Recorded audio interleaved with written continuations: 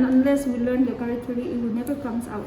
A custom lipstick, lip gloss, concealer or foundation. That's just my face. Yeah. Warm yellow into a cool yellow. No. Wow.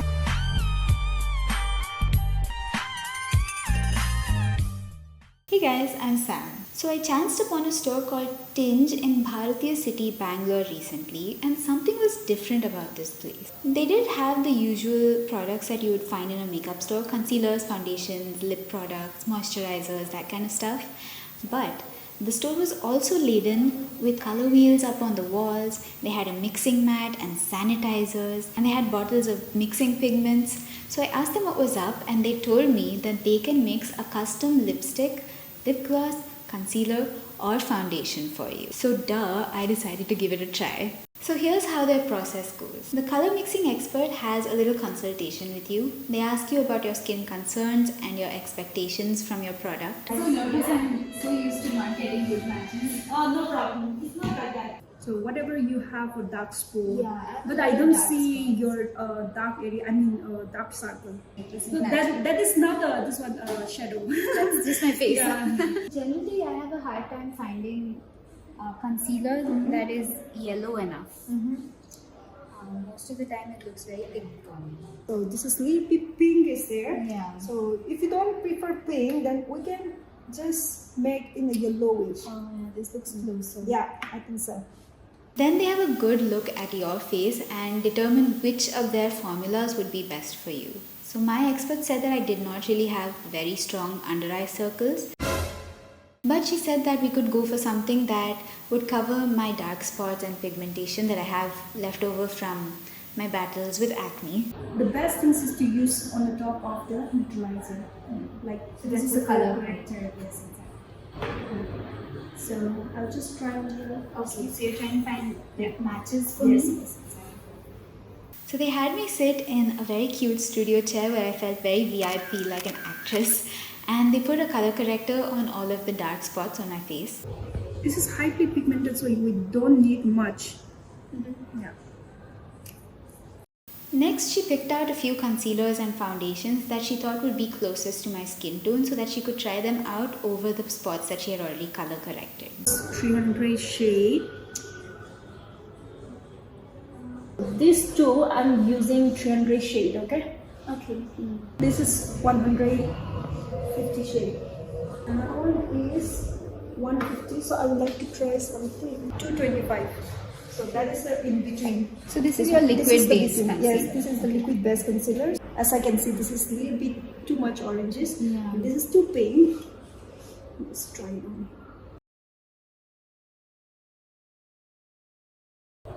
Now you can see the difference. Oh yeah, what you'd applied here is a very close match.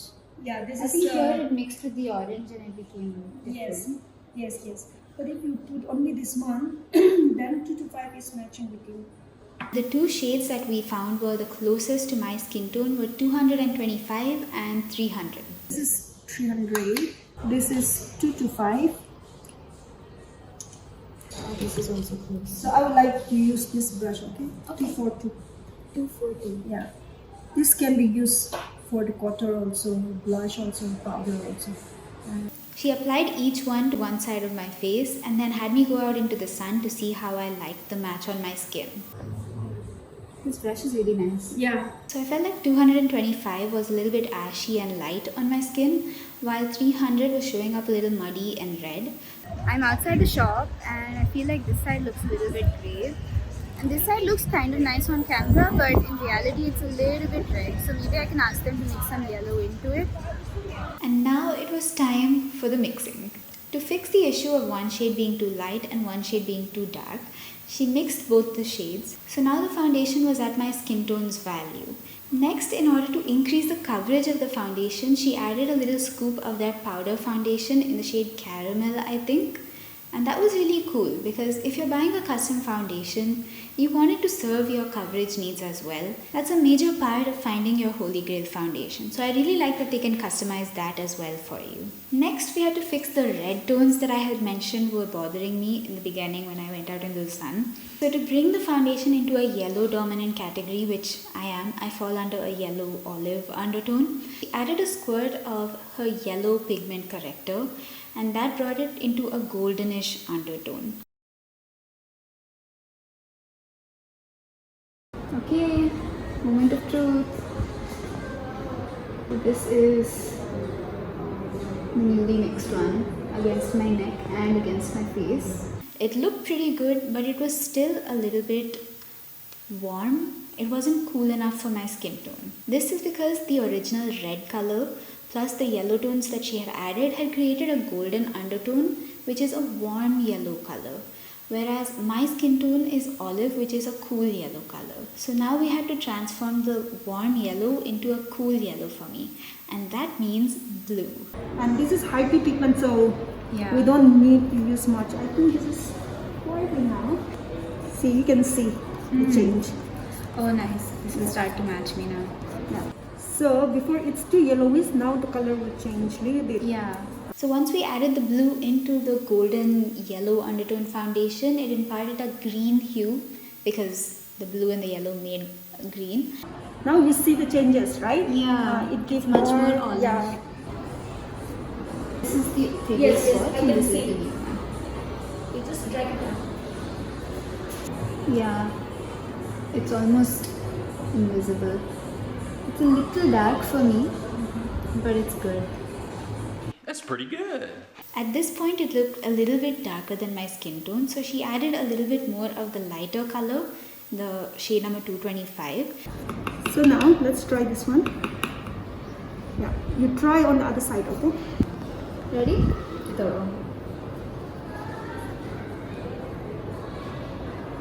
When I went out into the sun, the foundation was looking really good. It looked like we were in business. And from there, it was just a process of fine-tuning and tweaking the foundation until it looked perfect on my skin. So how did you learn how to do this? We learn color theory 1st. Until and unless we learn the color theory, it will never comes out. Yeah. And then we make the pigment like this, and we keep ready. So where did you learn color theory? Here itself. Oh, at Tinge. Okay. There is a complementary primary color is there, Yeah. a secondary color, and then like primary color, it doesn't like we cannot make a secondary color when we like You can mix two primary colors, Two yeah. primary colors, the same thing, and then complementary also the same thing. I can't see where the swatches are. Oh, it's here. It's here. Wow. What's your name? My name is Wimi. Yeah, I'm doing your customize. Okay. Should come and ask for her. She's really good. Which one? You. Oh, really? Thank you. We finally arrived at a shade that I was happy with, so she set it aside and went to get a syringe and a bottle for me. She's just saying that she's gonna fill this bottle a little bit lower, and then when they close it, it's gonna like not It is too overflow. full. She filled a fresh and sanitized bottle with foundation, and the leftover that was on the mat, she let me dip a brush in it and then use it on my face so that I could roam around feeling fabulous in my new foundation for the rest of the day. And the rest was sent back to Tinge for a color study. I am now a data point contributing to shade inclusivity for all future Tinge customers and generations to come. So throughout the mixing process, my mixing expert made a note of how much of each of the formulas she was using on the mat along with my name and number, and she also wrote it down on the bottle that she filled my custom formula with. So now I know which formulas were used in my foundation, and Tinge knows in their database as well. And the company does something really cool. Once you finish your foundation, if you go back with the bottle that you have, they can swatch a little bit of the leftover foundation from inside on their hand and then mix another batch of foundation to match you exactly, as well as be able to tweak the formula or the color every time you go back, and they will also refill that same bottle and give you a 10% discount, which I think is so much more sustainable and planet friendly than buying a whole new bottle every single time. Moment of truth, I'm gonna apply the foundation on my bare skin in the sunlight. I'm gonna apply it on half my face so that we can gauge and compare both sides. As you can see, it's got the right undertone, and when I got the shade matched to my skin, I was a little bit more tan, but I will say the formula does dry down a little bit darker. It matches my forehead really well because that part of my face is a little bit more tan. The sun hits it more because it's huge and closest to the sun. The finish, I'd say, is demi matte. It does impart a healthy glow and it does not cling to any dry patches. I think the finish is actually very luxurious and lush. It's a very supple skin look, you know. The color works a little bit better when I've had some sun and I'm more tan, but now in the winter months, I've really been enjoying using it on its own to color correct around my eyes whenever I feel like they look a little bit dull, as well as mixing it with a color corrector, like a light green or a light yellow to lighten the color a little bit and then apply it to my face. I wouldn't say it feels lightweight on your skin, it feels like a good heavy moisturizer. So if you have oily skin, you might want to go for one of their lighter formulations, which they also do have. And the wear time of this foundation is seriously impressive. It's comparable to my NYX Can't Stop Won't Stop foundation, which the name of that foundation itself should tell you what I'm comparing it to. It has an amazing wear time and you can't wash it off with just water and soap. You do need to use an oil-based remover. Tinge is one of those natural, non-toxic brands, and I for one don't really resonate much with that sort of marketing, but I will appreciate one thing about the brand, which is that they really value formulating for sensitive skin. Tinge is for Indian especially, and most of our Indian have a sensitive skin. That is a marketing claim I can get behind. I have very, very sensitive skin. And two of the key ingredients in this formula are zinc oxide and titanium dioxide. And it also has a lot of clays in it. The zinc oxide, as you know, is very anti-inflammatory, and I do feel the effects of it when I apply it on my skin. It gives me a very soothing sensation, and when my skin is inflamed or red, it feels really relaxing to apply this. Kind of like diaper rash cream, but like elegant and elevated.